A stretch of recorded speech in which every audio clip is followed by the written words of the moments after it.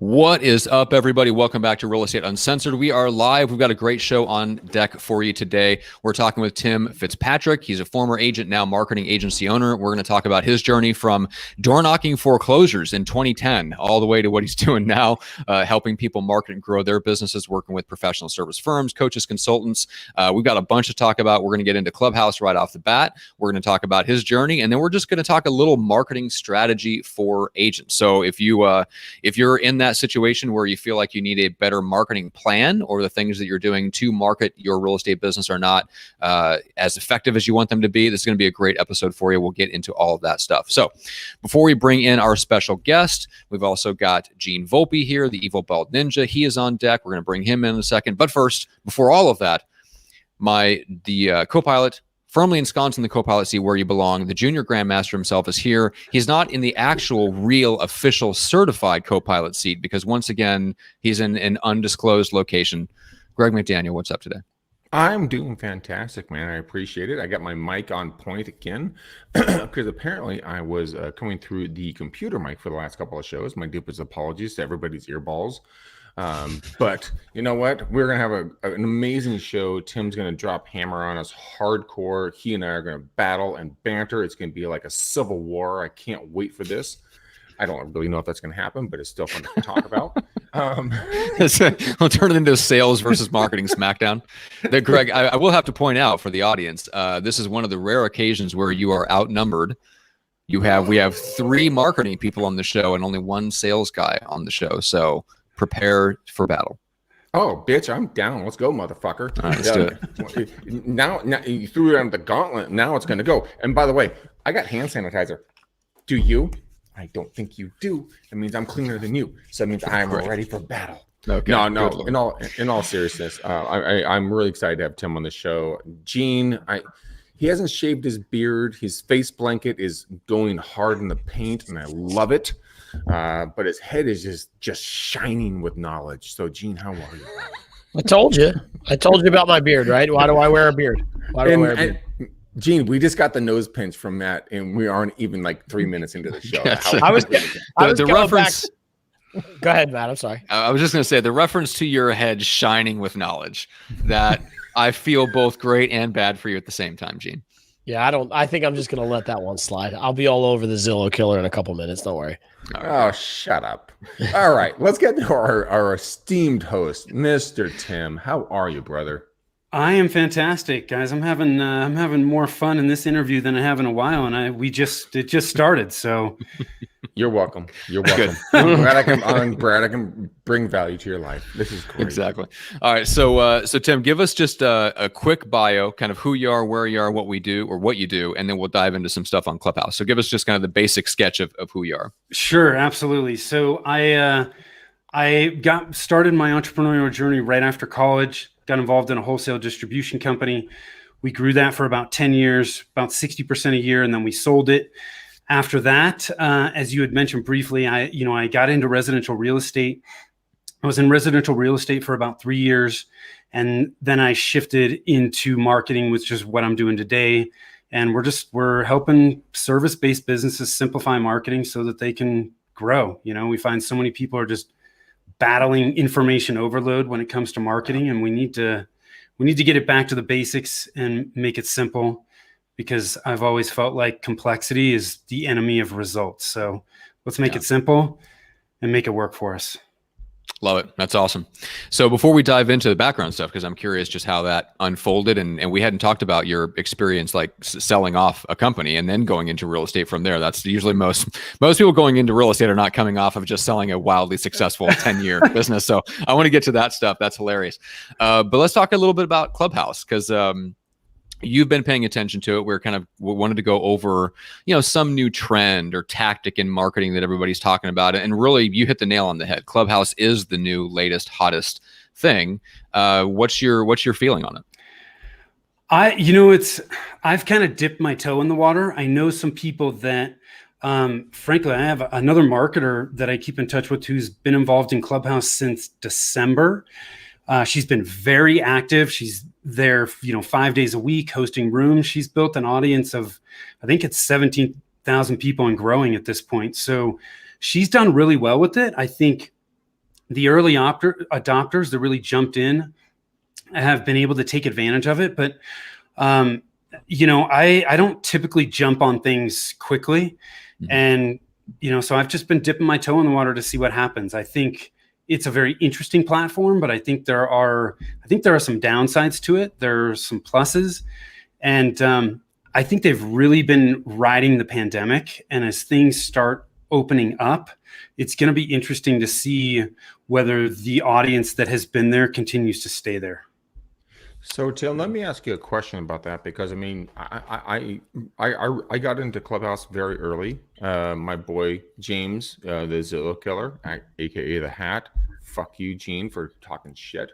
But he invited me in, and I've had a lot of fun. But I've also found a lot of folks that get into the Clubhouse area, and there's some really intelligent human beings that are in there. They're talking truth and knowledge and honesty.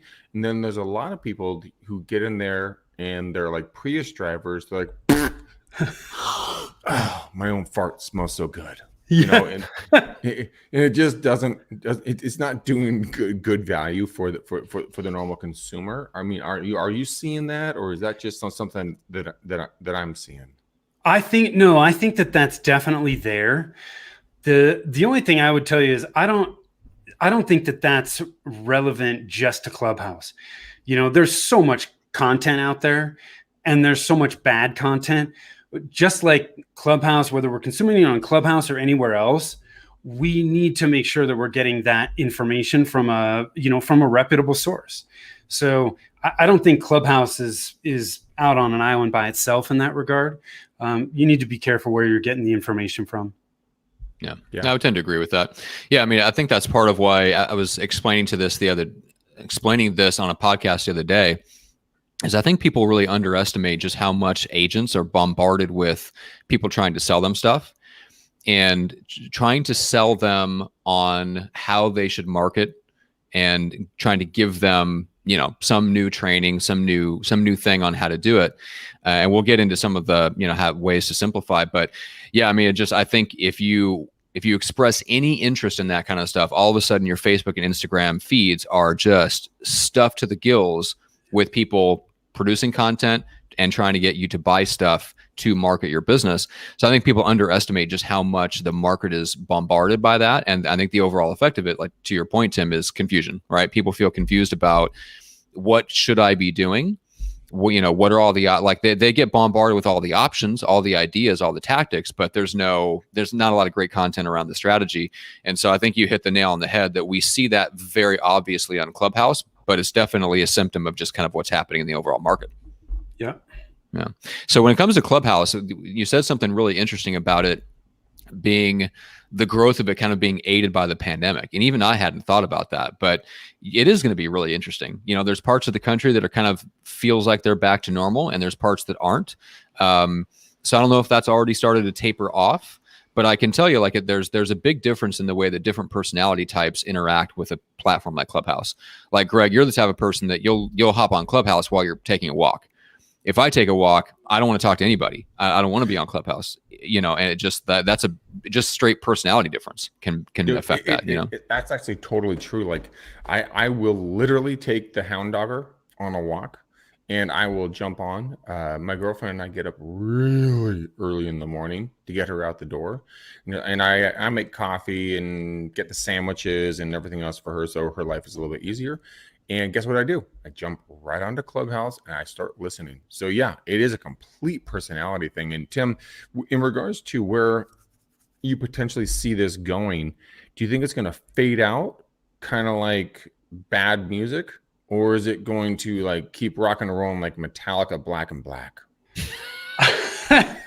First of all, that's an affront to AC/DC. How dare you? Yeah, you just conflated Back in Black with the Black Album by Metallica. How dare you? How dare you? I think when the dust settles, it will find its place. But who knows? They may get bought. I saw stuff about Facebook. It has been working on their competitor to that.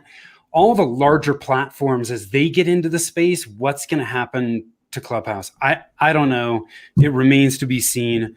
I think it has its place, but I don't, for me, I think there are some significant disadvantages with something like Clubhouse, because it's, at least for me, I like to consume content when I want to, and I want to listen to something specifically. Well, if I miss something on Clubhouse, at least at this point, you had mentioned, Greg, that they were talking about starting to get more recording, but up until this point, it's live, it's done, and it's gone.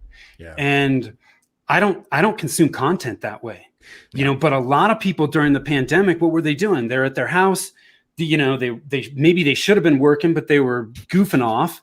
And they're like, cool, I'm just going to jump on Clubhouse. And all of a sudden, 3 hours later, they're like, oh crap, I better get some work done, right? Oh, by the way, you can say, oh shit, it's over. Okay. Yeah.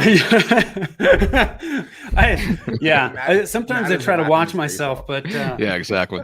I was going to say this podcast will create bad podcasting habits because it'll start. You know what I'm saying? Yeah. But you know what? So Tim, are you saying that Matt should not put any more time into his MySpace account? Yeah. Damn it! I'm releasing all my new music there, Greg. Come on now, you're killing me. What? Wait, what is that? What is MySpace? It's where Matt goes to get away. Oh man. Yeah. Well, what's the last? What's the last platform that you had this kind of buzz behind and then completely flamed out? Like the ones that come to mind are, was it Blab? Oh my God, I love. But yeah, Blab was loved Blab. The video version of. I did too. Yes. I love Blab too. That was awesome. Blab. Oh my God. And by the way, both extroverts, bud. Just to point that out, Greg. Both extroverts. I, however, thought it was stupid. Never once jumped on. I'm sorry. Sweet. Oh, Matt went away. Okay. And he's back. I'm sorry. That was such. Let's wait before you jump. I found this is what I liked about Blab. I was heavy into my networking days back then, and Blab was like the way to go to networking without having to leave the house. Yeah. So it was like one of these things where you could jump on with people, watch what they were doing, and go, yeah, I think I want to meet that guy, and give him my business card. Whereas like if you were in a room, you had to do that. You had to physically walk up to somebody. With Blab, it was like you could search for different things you wanted and then jump in and meet them. And I met some really good people like that. And I kind of feel like Clubhouse is sort of the pandemic's version of that. So like in my head, I see a bunch of guys sitting around a table that were responsible for these conventions. And they were like, it really sucks that we can't go to these conventions. What if we could do it online?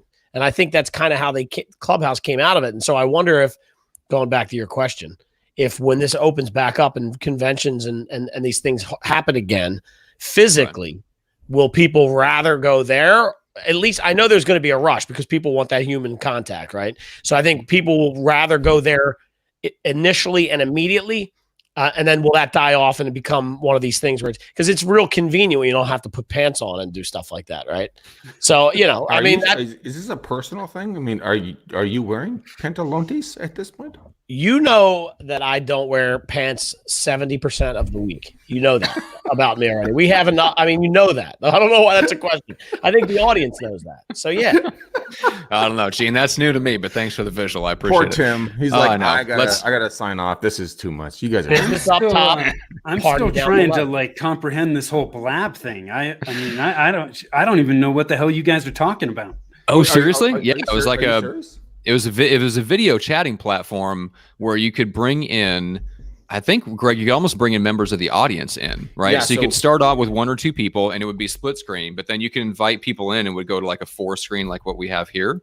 Yeah. And so it was very much like Clubhouse where you could kind of be in the audience, comment, and then get invited to jump onto this like live streaming video conference. Yeah, it was literally Clubhouse plus video, which is hilarious. That's why Clubhouse feels so odd to me, because it feels like 5 or 10 years behind where the technology is at.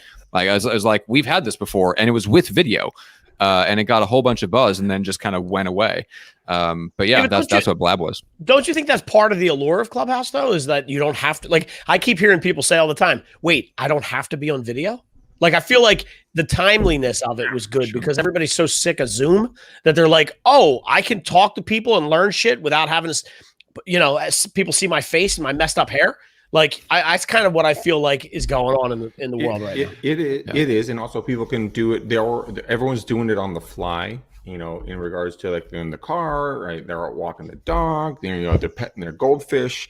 I mean, it's really whatever their flavor is. But I mean, it is something that allows them to be fugly and still have influence in regards to what they're going to talk about. And by the way, everyone is listening. All the guys on the show are laughing their asses off. It's very exciting. I love the word fugly.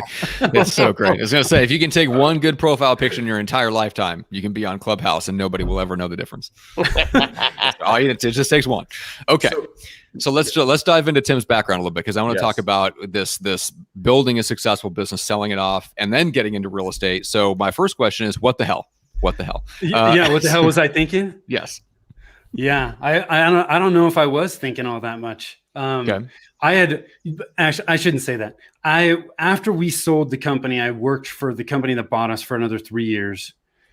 They moved me out to Denver. So I grew up in the Bay Area in Northern California. And it was, from my wife and I, it was a great time to move. Tim and I grew up in the same town, went to the same high school, which is really cool. I had to say it really quickly. Crazy. I just had to barge in on that one. Super small world. So, so we moved to Denver. I got laid off from the company that bought us in 2009. Okay, so we got bought by a public company, and we all know what happened in 2008. They started freaking out. Started managing based on the quarterly financials and made a lot of short-term decisions. And in 2009, they closed 30% of the branch locations across the country. So I got laid off. So I was like, okay, well, what am I going to do now? What's my next chapter going to be? And I had always been interested in real estate from an investment standpoint. And so I said, look, I'll just become a realtor and learn real estate that way. And so that's how I kind of got into it. And and in 2010, there was tons of foreclosures. And so I started door knocking foreclosures. I was working for Keller Williams at the time. And there was a guy in our office who was killing it with short sales. He had started this way, and he kind of mentored me. And so I started doing what he was doing. I started having some success doing it. I was learning a ton about the foreclosure process and all these moving parts with short sales. And it was interesting, but I was so used to the business to business space. The business to consumer space was just not for me. And I got to the point where I was waking up every day going, oh my God, I got to do this again. I don't want to do this. And to me, what's the point in owning your own business if you're going to wake up every day hating life? So that's when I said, I gotta shift. Yeah. It was kind of like I had very similar journey, actually, except I didn't sell off a successful business before then. I got in, so I was 26 or something like that. And I got into real estate in 2007 and had that same exact experience. Like I went after expireds. It was fine. But the B2C space just was not my favorite. I didn't have the emotional maturity at that time. I could handle it now, but I wouldn't want to. Now that I have the freedom that I have in the business that I have, I wouldn't trade that necessarily. But yeah, I started off thinking about it from an investing standpoint. And then I stumbled on Gary Keller's book, The Millionaire Real Estate Agent. And I'm like, well, wait a minute. If the agents are making as much as the investors on the average deal, and you can scale up and invest in like a real estate business to the point where you're not in production, that should be the goal. So that's like I had the exact same progression of events.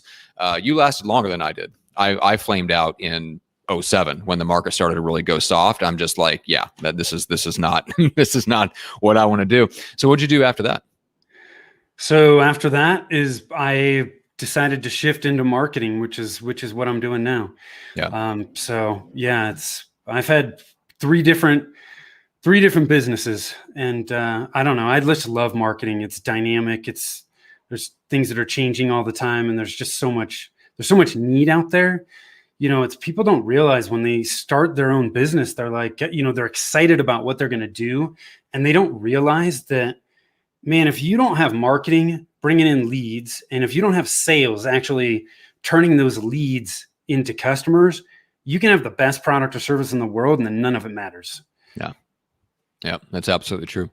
Yeah, I think a lot of agents don't realize that because they spend so much time because they want to deliver good customer service that they're not realizing that they feel busy but what they're doing is spending so much time on the operations that they're not generating any leads, and they're not selling people. And it feels like they're doing something. It's like, oh, well, I'm working. It's like, you're delivering the service. And that's sadly, the least important part of the business. Yeah. And a lot of agents fall in the trap of, like you said, Matt, they're busy, right? They're busy. They've got some clients, they close deals. And then all of a sudden they're like, okay, where's my next client going to come from? And so there's this just up and down roller coaster ride of, I'm busy, I've got clients, I close those, and then now where am I going to get, where's my next client coming from? Yeah, exactly. Yeah, that roller coaster ride, not fun at all. No. So let's dig into some specifics of what people can do, and talk a little bit about the simplicity, because I want to have that conversation. Before we get to that, Greg, anything that you have on that for agents that are, let's say, starting out, what are some of the things that they can do to kind of keep from getting sucked into learning so much about the back end of the business, the operations, and just dealing with the clients, that they forget to like get involved in the client, like actually getting clients? How can they avoid falling into that trap? It is incredibly simple. It is want versus need. And if you want something, that's great. If you need it, you're going to do it. So if I was going to take a rope and tie it to the back of your neck, Matt, and I said, you're not going to get your next breath until you fight this rope off, that's a need. It's not a want, it's a need. So you're going to find a way to do it. A lot of real estate agents go into it with a want, not a need mentality.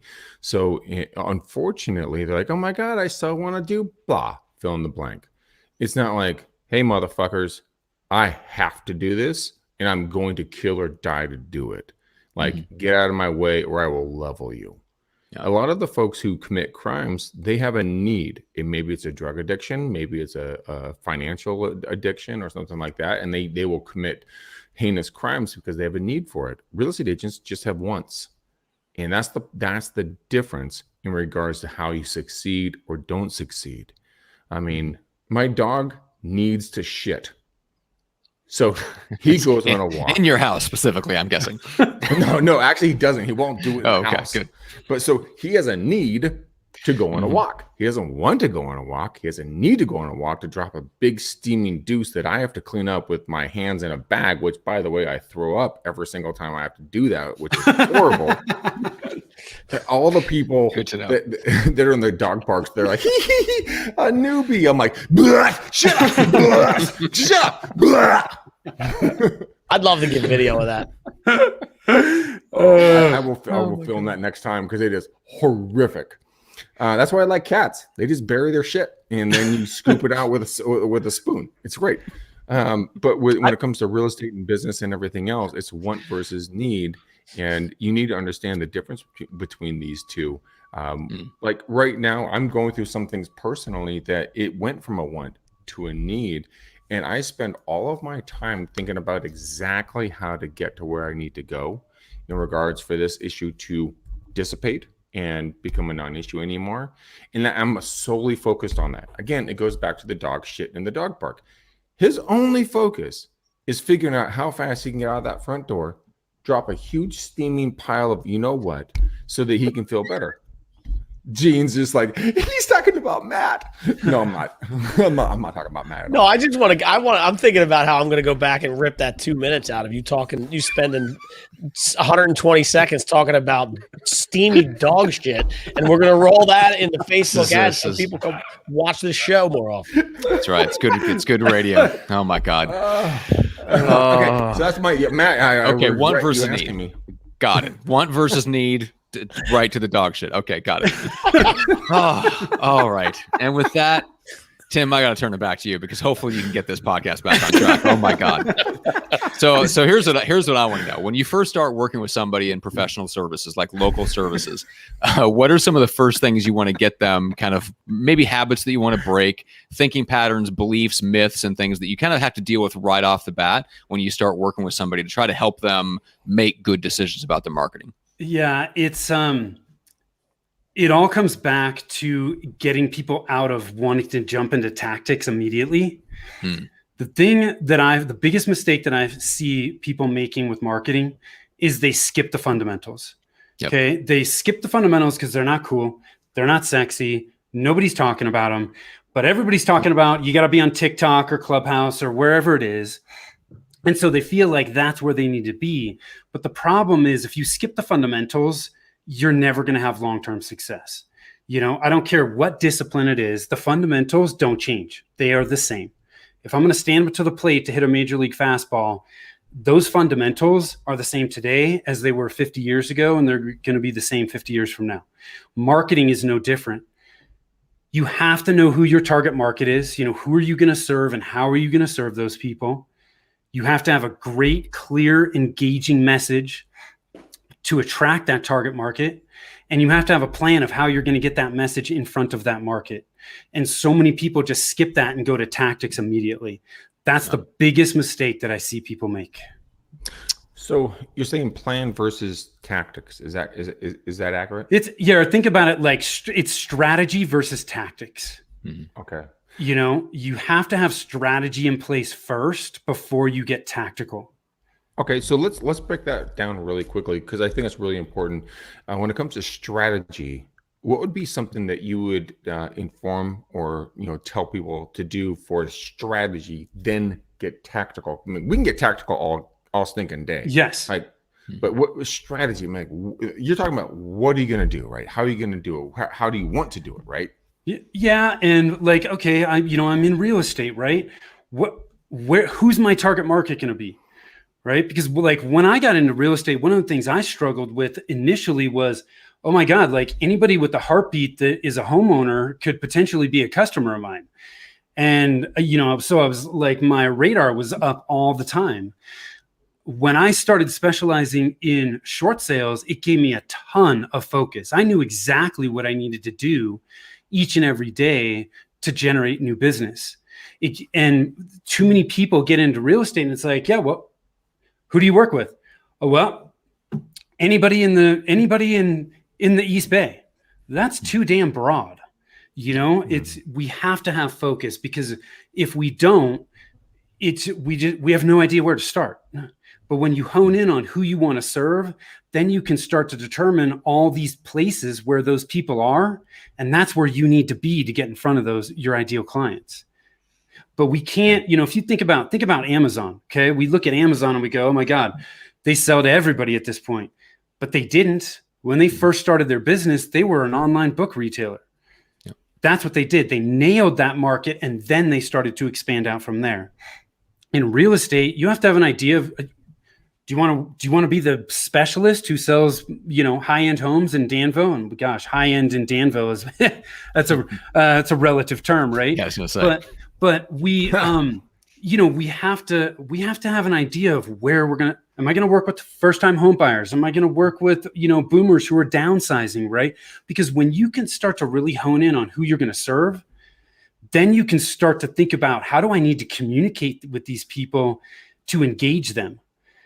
But if you're just trying to attract everybody, the message you put out there it's not going to resonate. It's going to fall flat.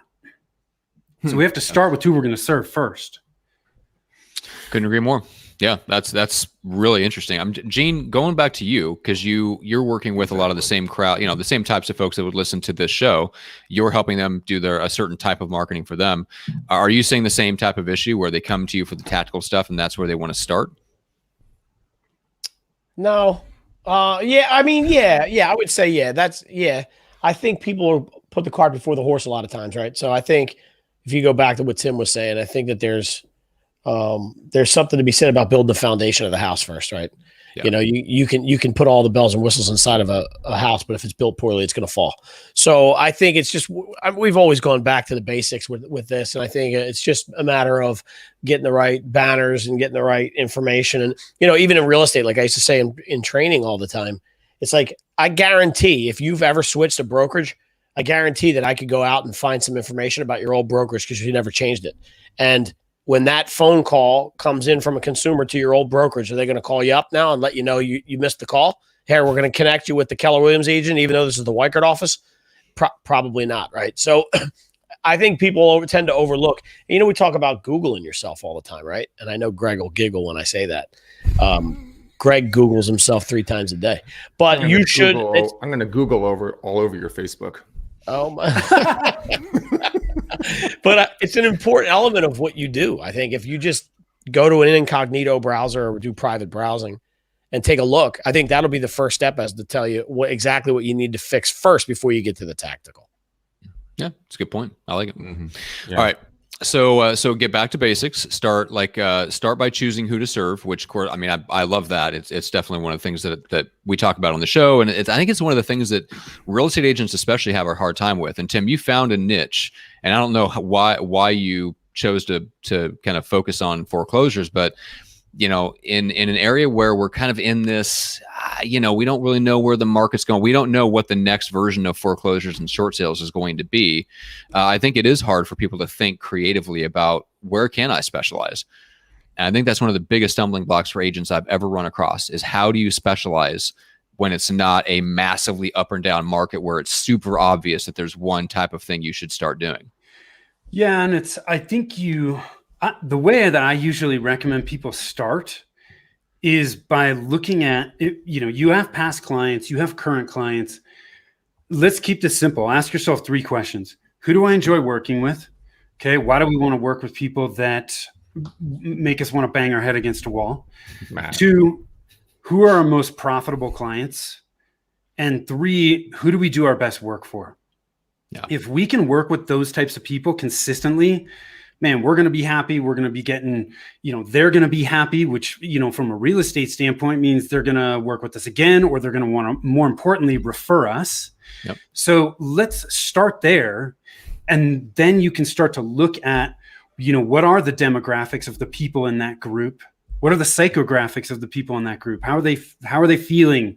What are the results that they're looking for? What are their wants, their desires, those types of things? That's an easy place for people to start. But, you can niche in, types of real estate, right? Like whatever. I mean, let's say I'm in Miami and I'm the condo expert. I don't know. I'm just throwing stuff out there. It could be type of real estate, or it could be the people that you specialize in working with. Mm-hmm. So you could be a relocation specialist or, whatever it may be. But I think you have to choose something. And just because you choose something doesn't mean that's the only type of business you're going to do. It just means that is where you're going to focus your marketing efforts. You're still going to get referrals, and you can make the choice of, hey, is this going to be a good fit for me or not? Beautiful thing about real estate is if it's not a good fit, well, you can refer to somebody else and make a 20 or 30% referral fee. Yep. So not a big deal. Yeah.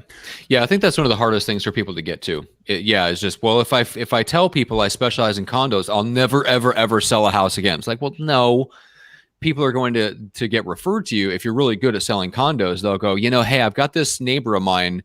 They're selling their condo, but they want to buy a house in the city. I know you don't normally do this sort of thing, but is there any way you could make an exception for my friend? Like, well, yeah, of course. Like I'll be happy to.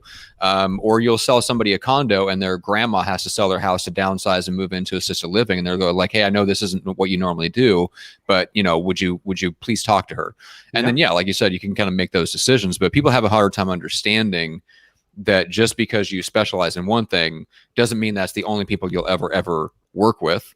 And because people are still going to come into you. But I really like what you said about focus.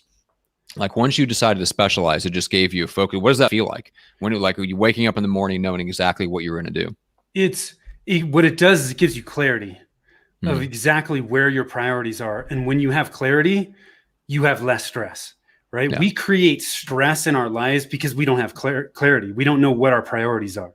But when you know exactly what you need to do, you have clarity, and it's so much less stress. Oh, shit. I think you just sorry, Tim. I'm so sorry. I hit the wrong button. So sorry. Greg was not happy with that comment apparently because he immediately kicked him off the show and brought him back. Oh my god, that's funny. But I think clarity, like what you're saying, Tim, is so important that a lot of folks overlook it because it's so obviously important. When it comes to clarifying, like when you have kiddos, right? Like Matt. He has, his 3 obese little insulin sucking troll babies, which I'm going to show you guys right now. These little guys, he's so clear on getting them McDonald's that he's just on point on that one. but it's that is freedom, because then there's no distractions in your world anymore because you're laser focused. If your husband, wife, significant other was being tortured or something horrible, and they said you have to give me $1 million at this day at this time, and dude, the only thing you'd be doing is focusing 100% on doing that exact task to get that money to them to save your significant other, you do it. But people don't. Are you sure on that? Huh? Are you sure? Are you sure? Well, Gene, thank God your wife doesn't listen to the show. I was going to say some people get away with it. Some people like their wives. I would assume that those people would do it. Yeah. My point is this for everyone who loves their spouses, is that and their business partners and everything else. And all jokes aside, Tim, Matt, and Gene, I'm going through a metamorphosis right now. I'll talk about this with you guys off air. And it is in regards to my business. And I am having to focus very hard on some different issues that I haven't had to focus on. And it is fucking hard to do this because it's horrible to think about. But once I wrapped around my brain around this, it became as easy as pie. Matt, I mean, Tim, are you seeing the same thing when you see people really focus in on certain things? Their clarity gets super, super focused and their business explodes. Absolutely. Because they know exactly what they need to do, and they're not focused on being busy. They're focusing on executing on the right things that are actually going to move the needle.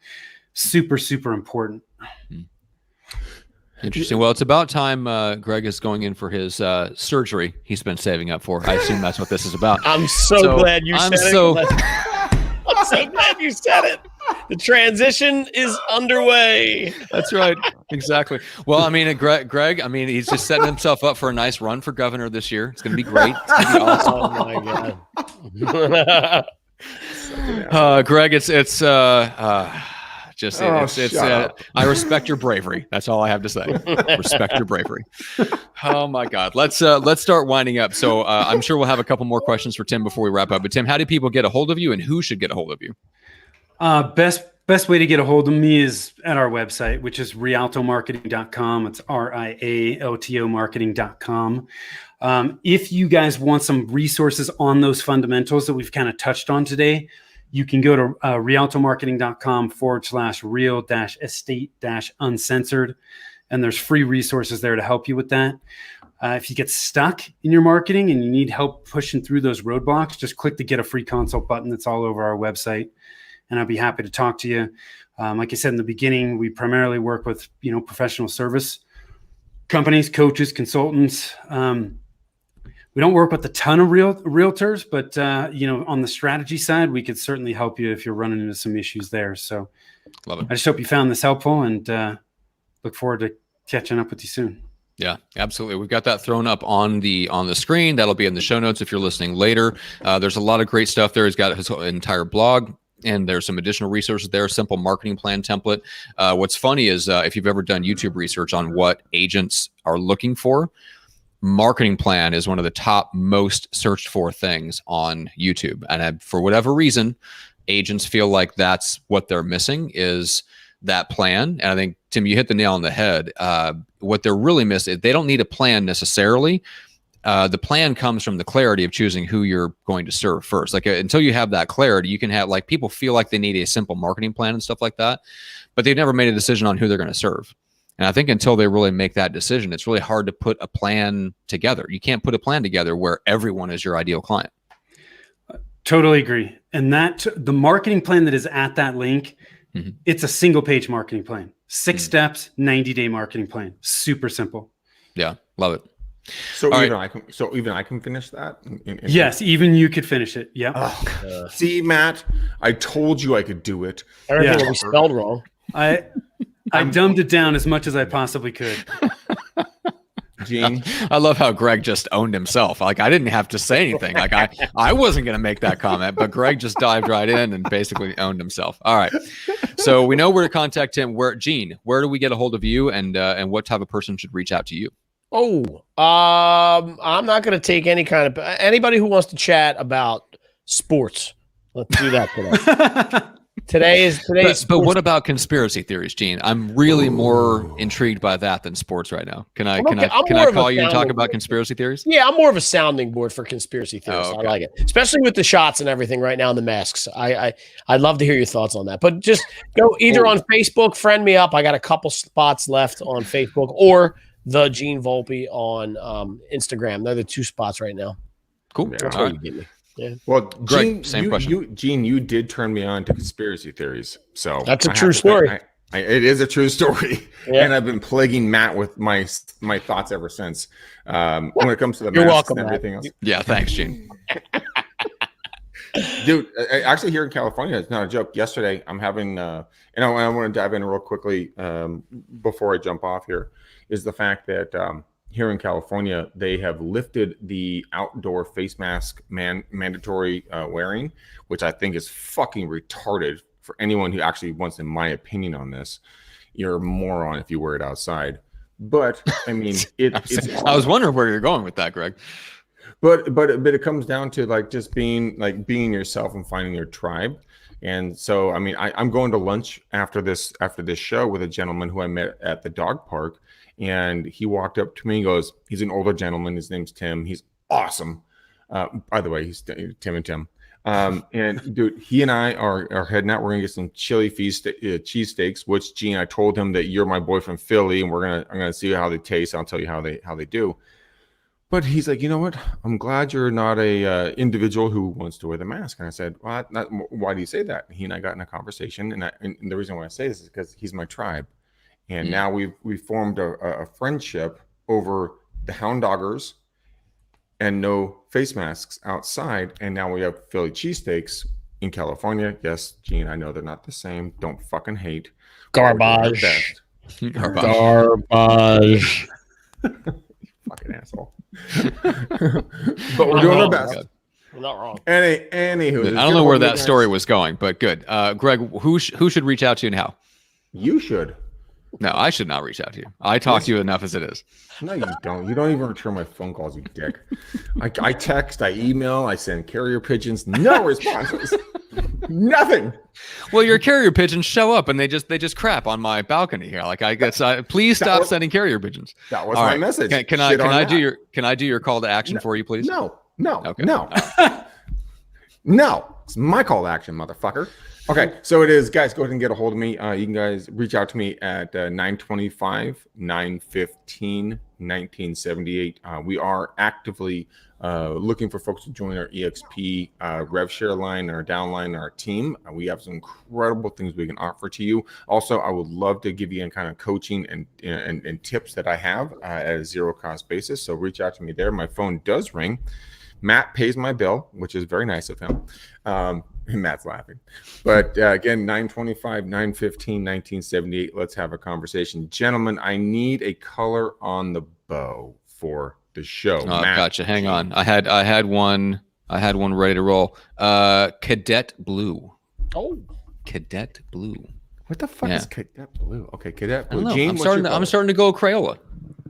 Yeah, that was a suggestion from one of our former guests that I actually have a box of Crayola crayons on the desk next to me, so I can throw out the weirdest possible color names as I can find. So I've got it pulled up on my laptop for now. But yeah, let's wrap a Cadet blue bow around this episode. Let's call it good. We need Gene's color, Dick. Oh, I got one. This color is hex code 6BBA52. A52. It's a green. It's an off green a little bit.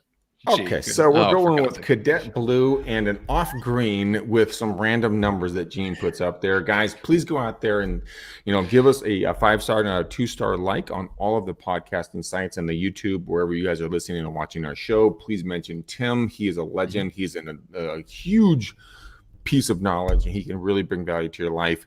I love you. Gene loves you. Matt, he will tolerate you and put up, because he has a little piece of coal that's his heart, but it's okay. It's growing. He's like little tiny Tim. He's just growing over there. Oh, it's growing. Okay, great. At least I get credit for that. Yeah, it's grown by a fraction of 1/4 of an inch. But we love you to pieces. We couldn't do the show without you. Thank you so much, guys. And until next time, peace out, ninjas. We gone.